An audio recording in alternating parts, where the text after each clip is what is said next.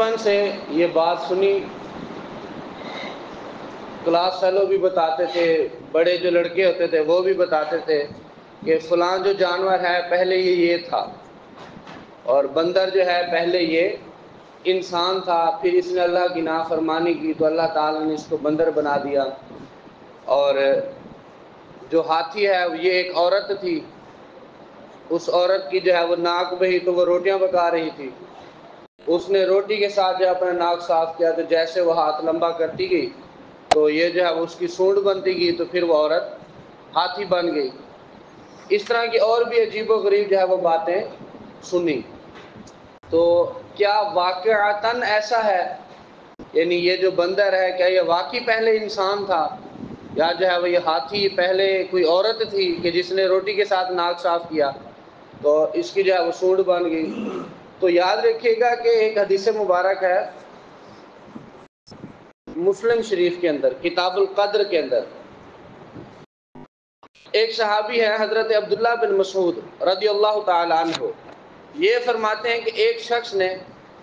نبی پاک صلی اللہ تعالی علیہ وآلہ وسلم کی بارگاہ کے اندر عرض کی کہ یا رسول اللہ صلی اللہ تعالی علیہ وآلہ وسلم، کیا بندر اور خنزیر یہ مسخ شدہ لوگ ہیں؟ یعنی خنزیر اور بندر کیا یہ پہلے انسان تھے، پھر ان کو مسخ کر کے جو ہے وہ اللہ تعالیٰ نے خنزیر بنا دیا اور ایک کو بندر بنا دیا، تو کیا یہ پہلے انسان تھے؟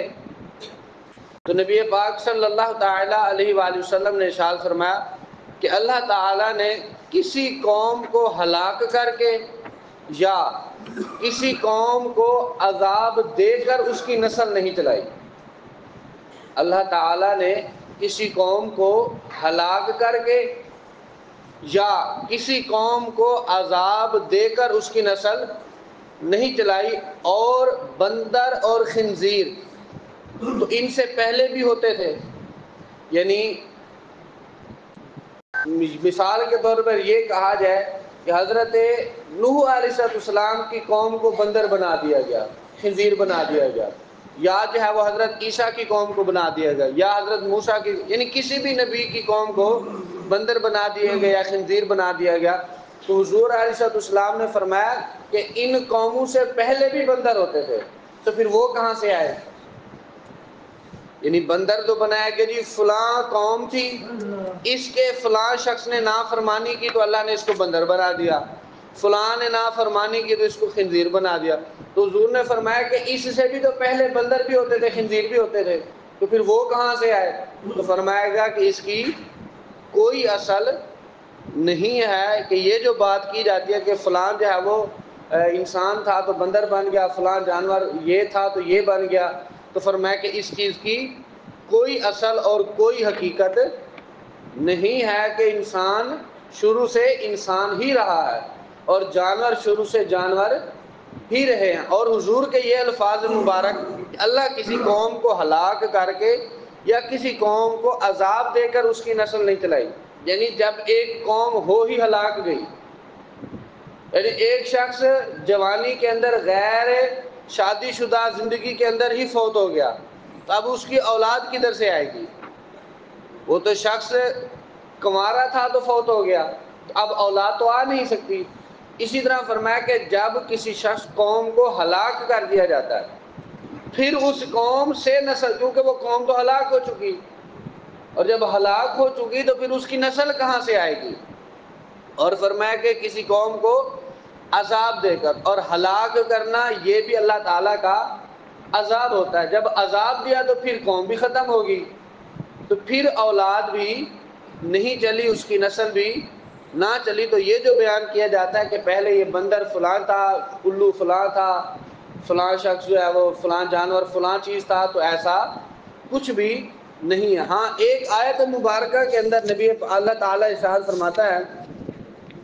فَلَمَّا عَتَوْا عَن مَّا نُهُوا عَنْهُ قُلْنَا لَهُمْ كُونُوا قِرَدَةً خَاسِئِينَ، کہ جب انہوں نے ممانعت کے حکم سے سرکشی کی تو ہم نے ان سے فرمایا کہ تم بندر ہو، یعنی بندر ہو جاؤ دتکارے ہوئے۔ یعنی آیت مبارکہ کے اندر کیا فرمایا کہ تم نے اچھا اس قوم کو بنی اسرائیل والوں کو ہفتے کے دن صرف اللہ کی عبادت کا حکم تھا، انہوں نے ہفتے کے دن مچھلیوں کا شکار کیا اپنے طور پہ شرعی ہیلا بنا کے اور اس کو غلط کرا، غلط تھا۔ اس پر میں انشاءاللہ کل عرض کروں گا کہ غلط غیر شرعی ہیلا بنا کے ہم میں سے بھی کئی لوگ یہ کرتے ہیں، یعنی اپنے آپ کو مطمئن کرنے کے لیے اپنی طرف سے جو ہے وہ مسئلہ بنا لیتے ہیں۔ اس پر انشاءاللہ میں کل عرض کروں گا۔ ان کو کہا گیا کہ تم جو ہے وہ تم نے اللہ کی نافرمانی کی، لہذا تم کیا ہو جاؤ دھت مارے ہوئے بندر۔ اور اس قوم کے اندر مطلب اب یہ جو آیت مبارکہ میں بیان کیا گیا کہ یہ تم بندر ہو جاؤ، اور جب کہ حدیث پاک کے اندر آیا کہ نبی پاک صلی اللہ علیہ وسلم نے فرمایا کہ کوئی بھی بندر پہلے انسان نہیں تھا، اب بظاہر قرآن کے اندر حکم ہے کہ تم بندر ہو جاؤ، اور حدیث کے اندر حکم کیا ہے کہ تم بندر نہیں تھے، یعنی پہلے بندر انسان نہیں تھا، شروع سے ہی اب قرآن اور حدیث کے درمیان بظاہر یہ کیا آ رہا ہے؟ ٹکراؤ۔ قرآن کے اندر حکم ہے کہ بندر ہو جاؤ، حدیث کے اندر حکم ہے کہ بندر شروع سے بندر ہے، پہلے ہی انسان نہیں تھا۔ اب کیا کیا جائے گا؟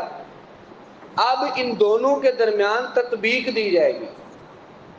دونوں کے درمیان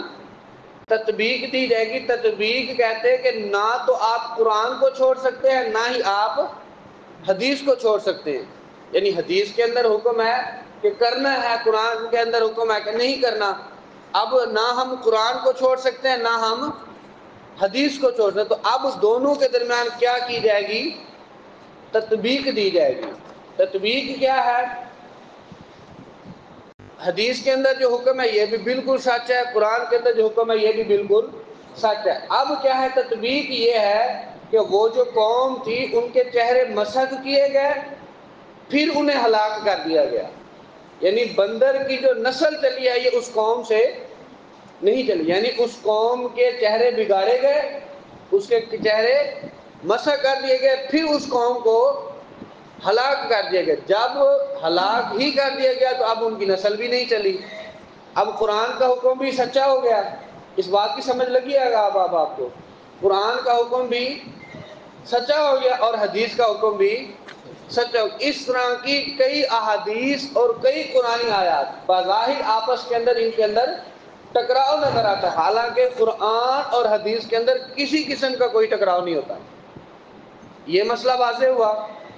قرآن کے اندر حکم ہے کہ وہ بندر بن جائے، حدیث کے اندر حکم کیا ہے کہ وہ بندر نہیں بنے، یعنی بندر کی نسل پہلے انسان نہیں تھی۔ تو قرآن کا حکم کس طرح ہوا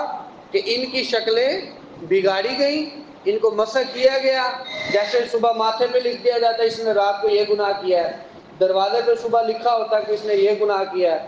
اب انہوں نے ان کے چہرے مسخ کیے گئے، پھر ان کو ہلاک کر دیا گیا۔ اب یہ جو بندر تھا یہ پہلے سے چلتا آ رہا تھا، اس کی نسل ویسے ہی چلتی رہی، تو اسی لیے کہا جاتا ہے کہ علم دین حاصل کرو لیکن اس سے کہ جس کے پاس علم ہو۔ اب یہ مسئلہ میں بیان کر کے دیتا چھوڑ، حدیث کے اندر حکم ہے، قرآن کے اندر، مجھے بتایا کہ آپ لوگوں کے دماغ کا کیا بنتا؟ یہ ذہن میں سوال آتا یار قرآن کے اندر حکم ہے حدیث کے اندر حکم نہیں ہے، یہ ذہن میں خیال آتا نا کہ لگتا ہے قرآن اور حدیث کے اندر جو ہے وہ آپس کے اندر اس کا ٹکراؤ ہے، اور واقعی بظاہر ٹکراؤ تھا لیکن اصل حقیقت اس کی یہ تھی۔ تو کئی لوگ جو ہے وہ یہ وقت، اسی لیے میں بارہا کہتا ہوں کہ بھئی آپ ترجمہ قرآن خود سے نہ پڑھیں، کسی صحیح العقیدہ استاد کے پاس پڑھیں۔ ضروری نہیں ہے کہ آپ کو قرآن پاک کی ہر بات سمجھ آئے، آپ کو حدیث رسول کی ہر بات سمجھ آ جائے، آپ کو ضروری نہیں ہے۔ آپ کسی صحیح العقیدہ عالم دین کے پاس جائیں، اس سے پڑھیں، اس کو سنائیں، اپنے طور پہ مسئلہ بنا کے اپنے آپ کو مطمئن نہ کرے۔ کئی لوگ یہ اعتراض کرتے ہیں جی قاری صاحب کو پتہ نہیں کیا ہو گیا، بار بار کہتے ہیں ترجمہ قرآن نہیں پڑھنا چاہیے۔ میں ترجمہ قرآن سے تو منع ہی نہیں کرتا، میں تو خود کہتا ہوں کہ آپ پڑھیں، لیکن میں ایک ساتھ شرط بھی لگاتا ہوں کہ آپ ترجمہ قرآن پڑھیں لیکن کسی صحیح العقیدہ کے پاس اور کسی صحیح العقیدہ شخص کا، تاکہ اس طرح کی سینکڑوں آیات ہیں، اس طرح کی جو آیت مبارکہ آ جائے تو آپ گمراہی کی طرف نہ جائیں اور اپنے آپ کو ایمان والا اور پختہ ایمان والا قائم اور دائم رکھیں۔ اللہ تعالی ہمیں عمل کی توفیق عطا